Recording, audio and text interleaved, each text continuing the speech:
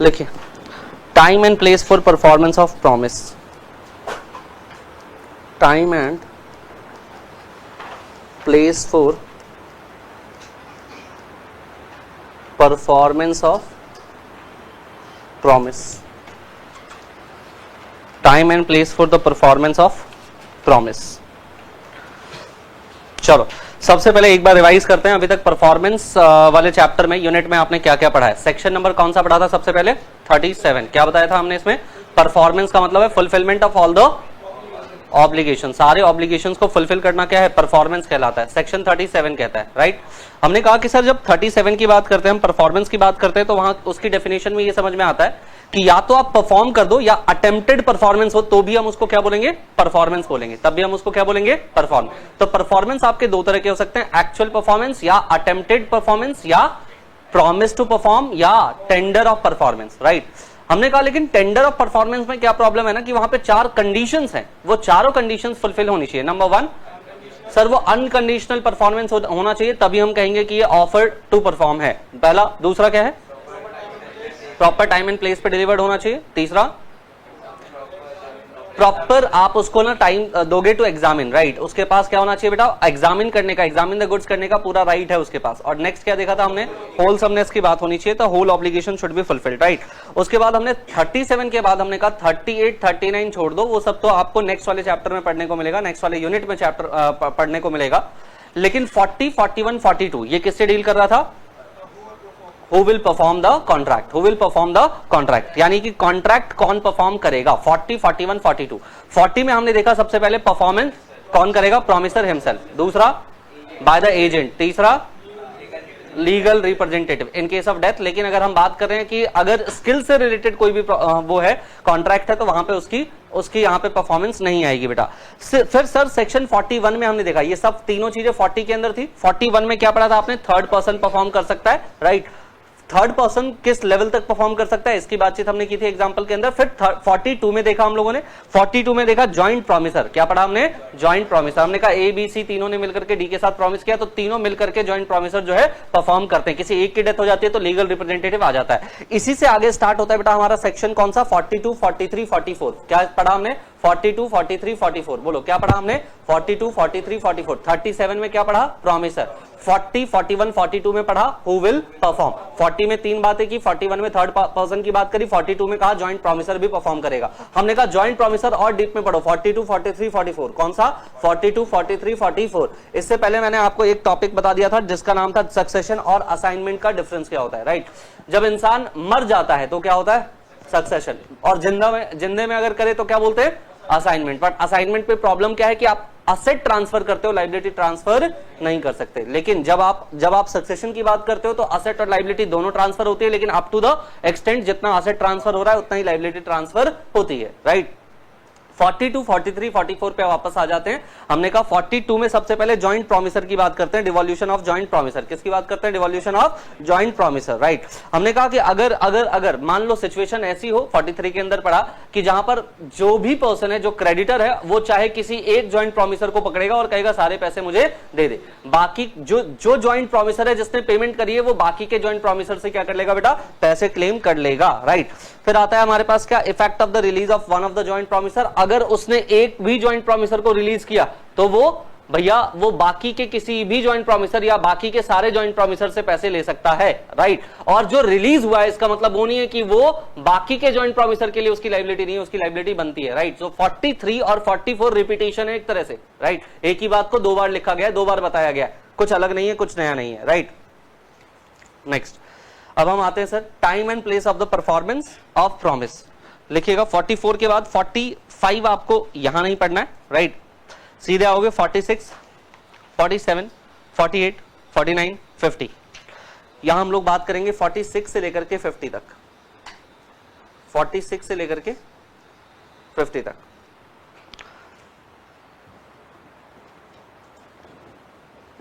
देखो सेक्शन याद रखिए, सेक्शन 46 है। सबसे पहले 46 कहता है time for the performance of promise, time for the performance of promise when no application is to be made and no time is specified. कब? No application is to be made and no time specified.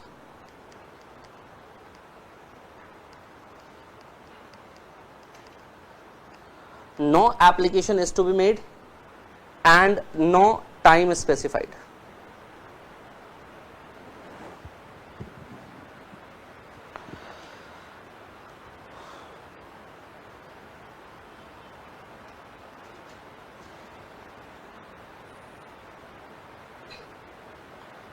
देखो बात किस चीज की चल रही है, बात चल रही है परफॉर्मेंस की। किसकी बात चल रही है? परफॉर्मेंस। परफॉर्मेंस कौन करेगा सर? प्रोमिसर प्रोमिसी दोनों करते हैं। यहां पर कह रहे हैं no application is to be made. Application मतलब कोई बात बताई नहीं गई है, किसके द्वारा? प्रोमिसी के द्वारा, कि कब मेरे पास ये चीजें लेकर के आना, किस समय पे आना, डिलीवरी देने, है ना। No application is to be made का मतलब क्या है? डिलीवरी का टाइम प्रोमिसी ने नहीं बताया। एंड नो टाइम स्पेसिफाइड, और ना ही कोई टाइम कॉन्ट्रैक्ट में स्पेसिफाइड है। इन दोनों को समझ लो आप मेरी बात ध्यान से। यहां पर जब स्पेसिफाइड की बात करते हैं तो not specified in contract, not specified in contract, ये स्पेसिफाइड नहीं है बेटा। कहां पर? कॉन्ट्रैक्ट में। मतलब दोनों ने कुछ बात ही नहीं की इसके ऊपर। और no application is to be made मतलब कॉन्ट्रैक्ट में कुछ नहीं लिखा था, मुझे आपको डिलीवरी देनी थी, आपने कोई एप्लीकेशन यानी कि कोई बात भी नहीं कही, कल भेज देना, परसों भेज देना। Promise is silent for the time, कि कब भेजना है भाई, डिलीवरी कब आनी चाहिए, राइट। तो यहां पर प्रॉमिसी जो है वो साइलेंट है फॉर टाइम, टाइम को लेकर के, ऑफ परफॉर्मेंस। तो कह रहे हैं ऐसी सिचुएशन में ना परफॉर्मेंस किस टाइम पे करोगे? ऐसी सिचुएशन में आपको परफॉर्मेंस कब करना है? कह रहे हैं रीजनेबल टाइम। कब करना है? रीजनेबल टाइम पे। सर रीजनेबल टाइम का मतलब समझाओ, ये समझ नहीं आ रहा। रीजनेबल टाइम का मतलब क्या है? कह रहे रीजनेबल टाइम का मतलब है depends upon the facts and circumstances, depends upon facts and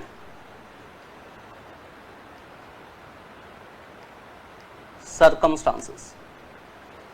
sir ये फैक्ट पे डिपेंड करता है, बहुत सारे सर्कमस्टांसेस पे डिपेंड करता है, of the particular case, of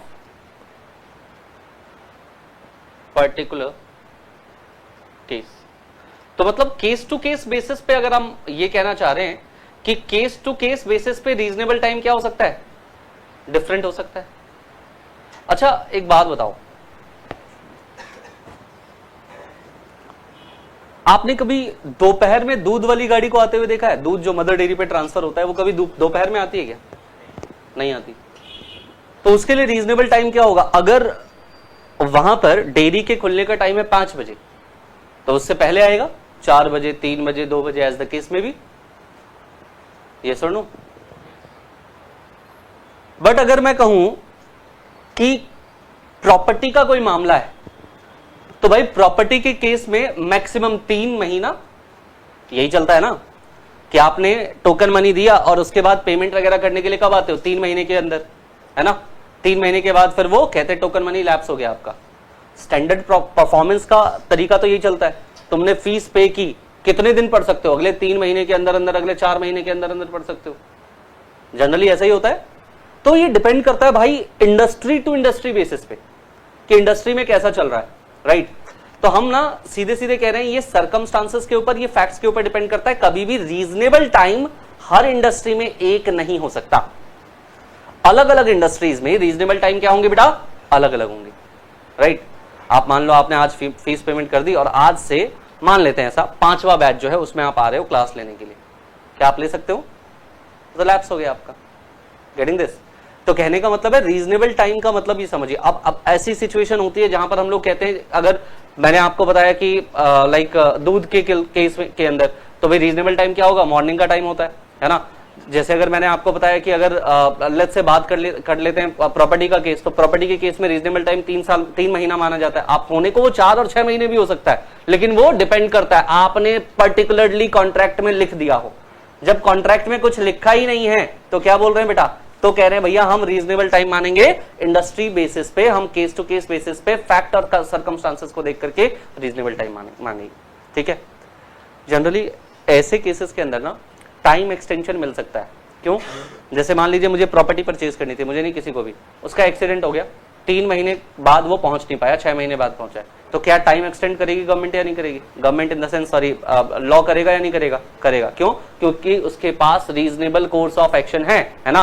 उसके पास कह लीजिए कि रीजनेबल कोर्स ऑफ एक्शन क्या है कि भाई मेरा बीमार हो गया था, मैं एक्सीडेंट हो गया था मेरा, कुछ इस तरह की चीजें है ना, तो यहां पर आपको टाइम एक्सटेंशन मिल जाता है। ठीक है, सेक्शन 46 टर्न। आगे देखिए सेक्शन नंबर 47। इस बार कह रहे हैं हमें टाइम एंड प्लेस दोनों चाहिए for performance of promise.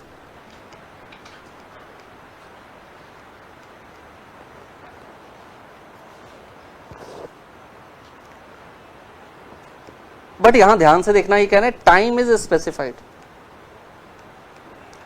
Time is specified and no application is to be made, no application is to be made।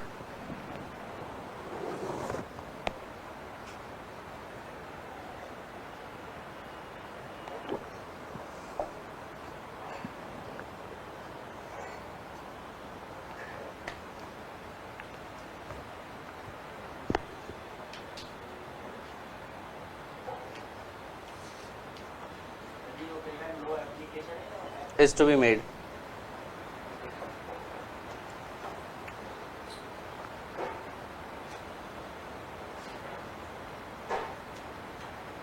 Right, अब देखो एक्चुअल प्रॉब्लम क्या है इसमें। Time and place for the performance. एक example लेते हैं, ए और बी के बीच में कॉन्ट्रैक्ट होता है,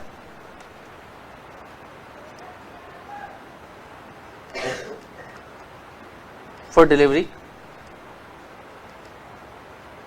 ऑफ गुड्स, कि वो गुड्स की डिलीवरी करेगा after 8:30 PM। Right,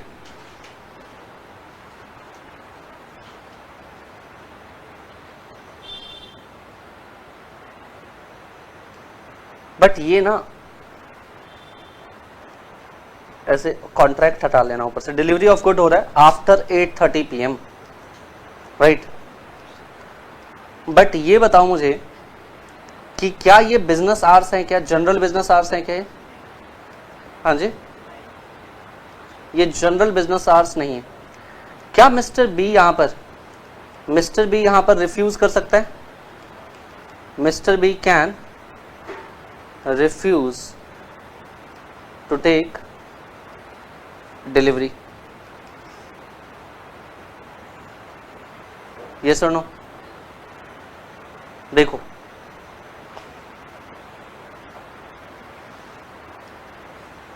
where the time is specified and no application is to be made। देखो टाइम इज स्पेसिफाइड में लिखना,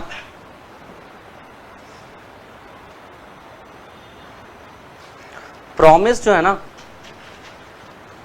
इज टू परफॉर्म, उसको परफॉर्म करना है ऑन सर्टेन डे।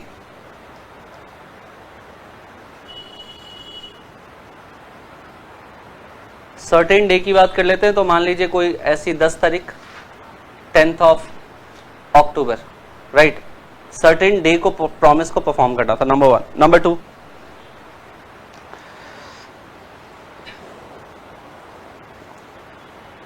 जो प्रॉमिसर है has undertaking to perform it without application by the promise.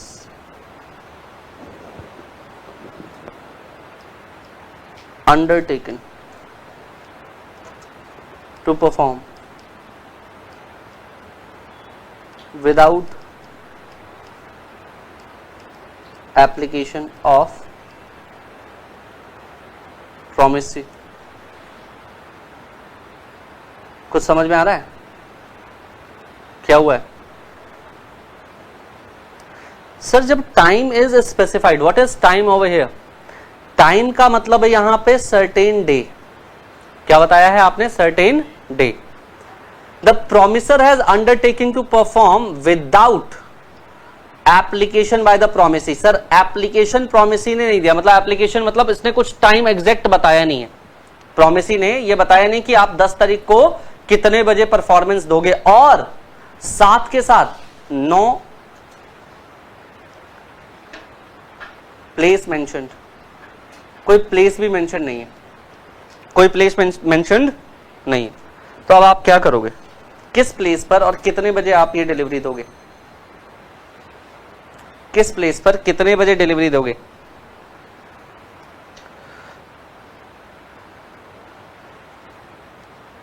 बताओ। जो ये डिलीवरी होगी वो उसका टाइम क्या होगा और उसका प्लेस क्या होगा? तो आपने बताया टाइम, तो सर बिजनेस आवर ले लो। क्या हो गया? Business hours. बिजनेस आवर्स के बाद हम एक्सेप्ट नहीं करेंगे, जैसे यहां पे नहीं एक्सेप्ट किया था, है ना। लेकिन प्लेस क्या होना चाहिए बेटा? जहां कॉन्ट्रैक्ट हुआ है। जैसे मैं बताता हूं तुम्हें, कॉन्ट्रैक्ट तो तुम्हारा यहां मेरे कैबिन में बैठ के हुआ था। क्या फ्लैट खरीदा है तुमने? अब तुम मेरे पास आ रहे हो फ्लैट लेने के लिए, है ना। कैबिन में ही दूंगा तुमको फ्लैट।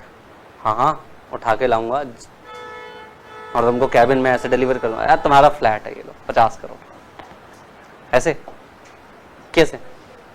हाँ जी, क्या दे सकते हैं? पेपर्स दे सकते हैं, पेपर्स की डिलीवरी दे सकते हैं। देखो सिंबॉलिक डिलीवरी होती है।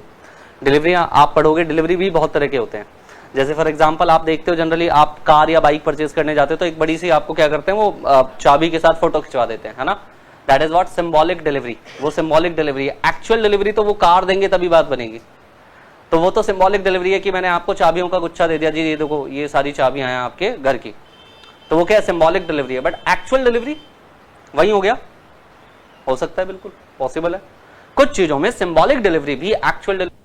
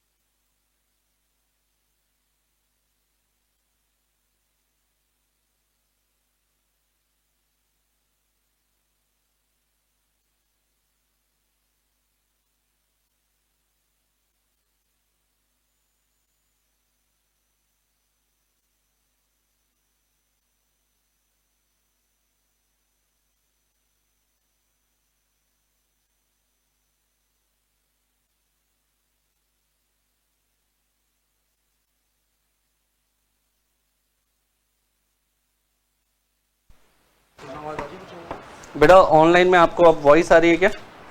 आवाज क्लियर है आपको?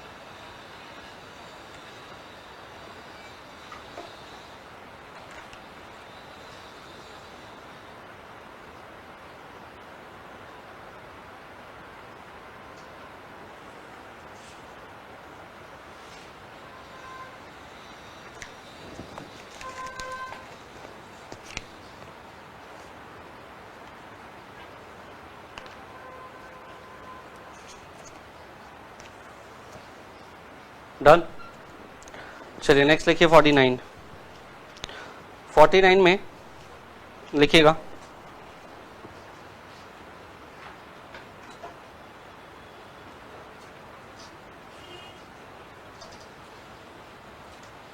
it is duty of promissory. This time this is duty of promisor. promisor की क्या ड्यूटी है देखिएगा, अप्लाई टू दी प्रोमिसी, कि वो अप्लाई करे टू प्रोमिसी, प्रोमिसी को, to appoint a reasonable place, to appoint a reasonable place, कि वो रीजनेबल प्लेस बताए भाई, राइट एंड उसी प्लेस पे ये परफॉर्म किया जाएगा। जहां प्लेस की बात आएगी वहां सेक्शन 49 आ जाएगा, याद रखना। जहां सिर्फ प्लेस की बात आएगी वहां पे क्या आएगा, सेक्शन नंबर 49। और सिंपली कह रहे हैं जब आपने कोई एप्लीकेशन नहीं दिया, देखो एक चीज समझो ये क्या कवर कर रहा है, अगर आप ध्यान से समझोगे भाई एक बात बताओ, जब कुछ सब कुछ शॉर्टेड है तो कोई दिक्कत ही नहीं है, कि जब शॉर्टेड नहीं है ना तब लॉ आएगा। जब तुमने कॉन्ट्रैक्ट में लिख दिया ऑलरेडी किस समय पे किस प्लेस पे, ठीक है, उसके बाद आपकी किसकी ड्यूटी है, प्रोमिसी की, वो ड्यूटी उसने फुलफिल कर दिया, हो गया। जैसे हमने देखा यहाँ पे सेक्शन नंबर 48 के अंदर सब कुछ कॉन्ट्रैक्ट में मेंशन था, डे भी, टाइम भी, प्लेस भी, लेकिन प्रोमिसी की ड्यूटी भी है एक, ये बात ध्यान रखना है ना। काफी बार जिस डेट पे आनी होती है चीजें, काफी बार उस डेट को नहीं आती है, उससे 1-2 दिन आगे पीछे हो जाता है। तो भाई साहब यहाँ पर प्रोमिसी की ड्यूटी है कि वो क्या करेगा, वो वापस से गिवन डेट, टाइम और जो प्लेस मेंशन था उसको कंफर्म करेगा। ये किसकी ड्यूटी थी, प्रोमिसी की, राइट। इससे ऊपर आपने क्या देखा कि सर टाइम जो है, उससे ऊपर देखो 46 और 47 में, 46 और 47 में, 46 में क्या बोला था हमने कि टाइम जो है ना वो मेंशन नहीं है, और ना ही आपका जो है यहां पर कोई भी एप्लीकेशन आया तो कह रहे क्या रीजनेबल टाइम ले लो, क्या लेना है, रीजनेबल टाइम, वो डिपेंड करता है केस टू केस बेसिस पे। 47 क्या कहता है भाई, देखो सिचुएशन ऐसी है कि यहां पे टाइम तो स्पेसिफाइड है, और इस टाइम का मतलब है डे स्पेसिफाइड है, लेकिन एग्जैक्ट टाइम नहीं पता। अच्छा हमको पता है प्रोमिसी की एक रिस्पॉन्सिबिलिटी तो आती है, क्या, कि वो इंटीमेट करेगा, बताएगा जरूर, राइट। और भाई यहाँ पे कोई एप्लीकेशन आया भी नहीं है, तो कह रहे फिर इस केस के अंदर एक काम करो, आपको जो जिस दिन डिलीवरी करना है ना उस दिन डिलीवरी करने की कोशिश करो, उस दिन डिलीवरी करो, राइट। और promisor has undertaking to perform without the application of promisee, उसने ये नहीं सोचा कि प्रोमिसी की तरफ से कोई एप्लीकेशन अब आएगा या नहीं आएगा, तुम अपना अटेम्प्ट तो करो, कम से कम परफॉर्मेंस करोगे या नहीं करोगे, करोगे ना, तुम उसके लिए निकल जा चुके हो। तो कह रहे कौन सा टाइम ले सर, तो कह रहे टाइम ले लो आप बिजनेस आवर्स का। प्लेस कौन सा ले, जो तुमको सही लगता है, आउट टू बी परफॉर्म, जहां पे ये परफॉर्म होना चाहिए वो प्लेस ले लो। क्या कहानी कुछ समझ में आ रही है या नहीं आ रही। और नेक्स्ट जो आपके पास था वो ये था कि sir certain day, time, place सब मेंशन था, जो मैंने अभी आपको बताया।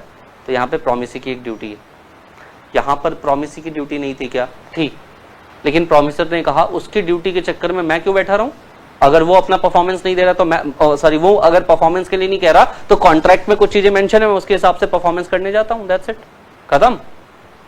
यस और नो। एंड द लास्ट जो अभी सेक्शन 49 आपने पढ़ा, यहां पर सिर्फ प्लेस की बात हुई है, टाइम की बात नहीं हुई। आप देखोगे 46, 47, 48 में जनरली टाइम की बात ज्यादा हुई है ना, लेकिन 49 के अंदर किसकी बात हुई है, प्लेस की बात हुई है। तो कह रहे भाई रीजनेबल प्लेस पे दे देना, किस प्लेस पे देना है बेटा, रीजनेबल प्लेस। और ये पता है रीजनेबल प्लेस कुछ अलग नहीं है, ये वही प्लेस है at which the promise out to be performed, reasonable place वही है। at which the promise out to be performed.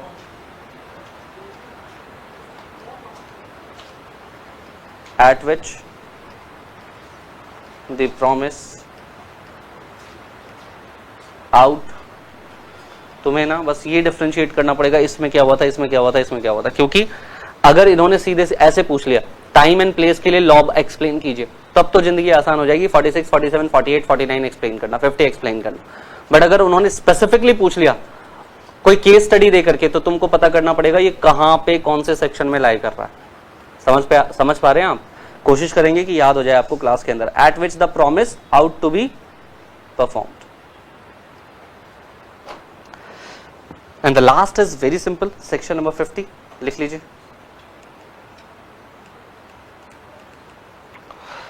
Performance in the manner और एट टाइम प्रिस्क्राइब्ड और सैंक्शन बाय द प्रोमिसी। इस बार प्रोमिसी ने sanction कर दिया तो बस डिलीवर कर दो। मैंने आपसे क्या बोला, there is duty of the promisee to prescribe the time and place, है ना? कर दिया उसने तो कर दो भाई डिलीवरी, इसमें क्या दिक्कत है? सेक्शन 50 में यही बात लिखी है बस। देखो, परफॉर्मेंस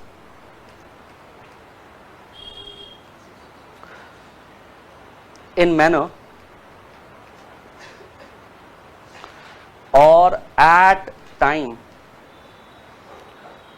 प्रिस्क्राइब्ड और सैंक्शन बाय प्रोमिसी।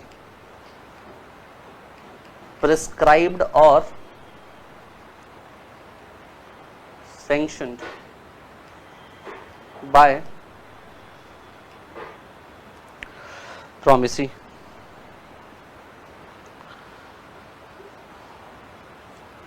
तो यहां पर सिंपल आंसर है बेटा, बल्कि जो सेक्शन 50 की हेडिंग है ना वही आंसर है।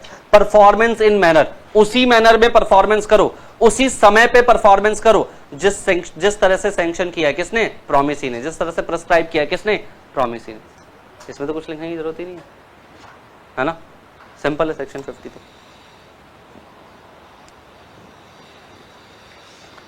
अब एक बार ना सेक्शन 46 से लेकर के 50 तक याद करने की कोशिश करते हैं। याद कैसे करना है देखो, 46 मैं तुम्हारी जगह होता मैं यही करता। 46, 47, 48, 49, 50। मैं बार बार कहता हूं वेरी शॉर्ट नोट्स बनाने, बहुत शॉर्ट, इतने शॉर्ट कि अपने अलावा किसी और को समझ में ना आए क्या बनाया है इसने, राइट?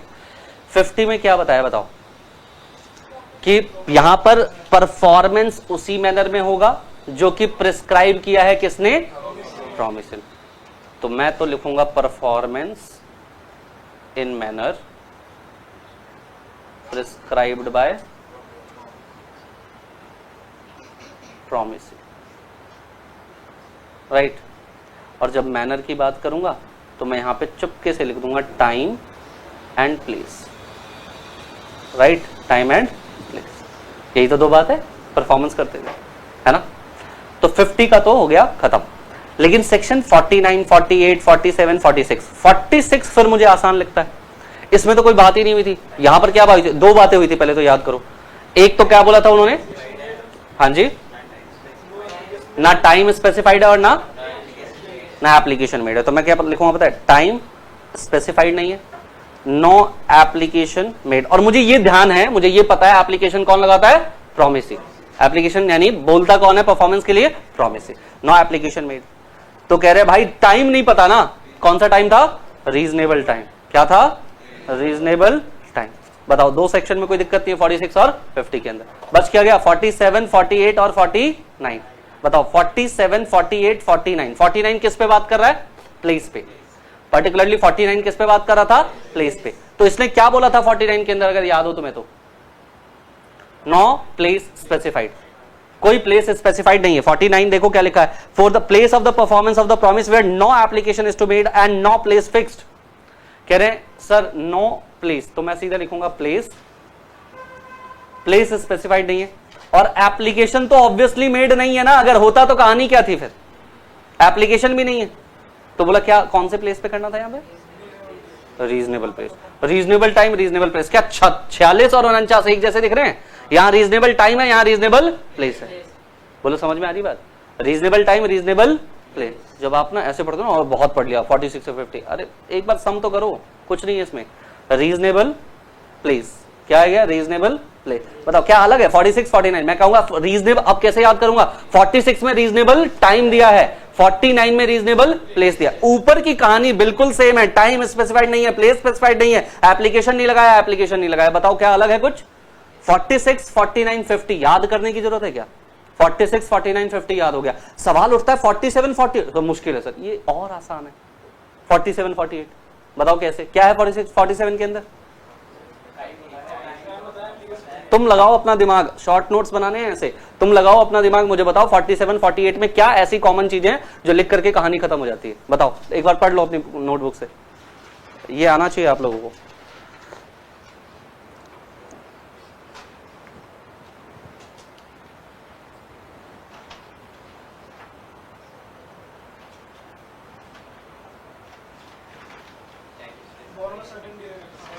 दोनों में क्या दे रखा है?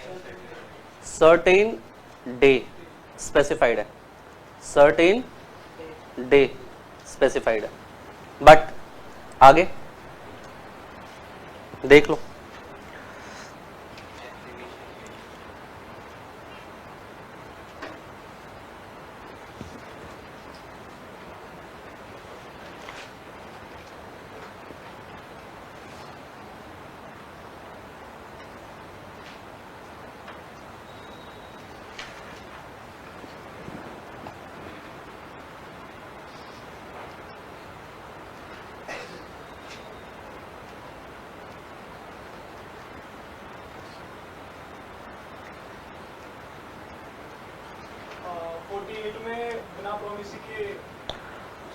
वहां लिखा है promiser has undertaken to perform 47 में, और 48 में लिखा है promiser has not undertaken to perform. लिखा है, पढ़ लो। लिखा है when the promise is to be performed on a certain day and the promisor has not undertaking to perform it without application by promiser, है ना? Without application of promisee. कह रहा है मैं विदाउट एप्लीकेशन ऑफ प्रोमिसी तो काम करूंगा ही नहीं, और ये कह रहा है मैं तो कर लूंगा विदाउट एप्लीकेशन ऑफ प्रोमिसी। तुम बताओ, यहां पे विदाउट एप्लीकेशन ऑफ प्रोमिसी, यहां पर बोल रहे हैं प्रोमिसर अंडरटेकिंग टू परफॉर्म, और यहां कह रहे हैं has not undertaking to perform. अब बताइए आगे एक और बात, क्या? It is the duty of the promisee to apply for the performance at a proper place and within the usual hours. कह रहे हैं भाई 48 में ना प्रोमिसर अपनी जगह पे ठीक है, प्रोमिसर अपनी जगह पे ठीक है, उसे ही बैठा रहेगा चुपचाप। क्यों? प्रोमिसी ने अपनी ड्यूटी फुलफिल ही नहीं करी, प्रोमिसी ने अपनी ड्यूटी फुलफिल नहीं करी। तो क्या बोल रहे हैं, देखो, it is the duty of promisee to apply for the performance at a proper time and usual hours, और प्लेस भी बता दो साथ में, ठीक है? तो यहां पर ड्यूटी दे दो किसकी? Of promisee. प्रोमिसी की ड्यूटी क्या बताएगा?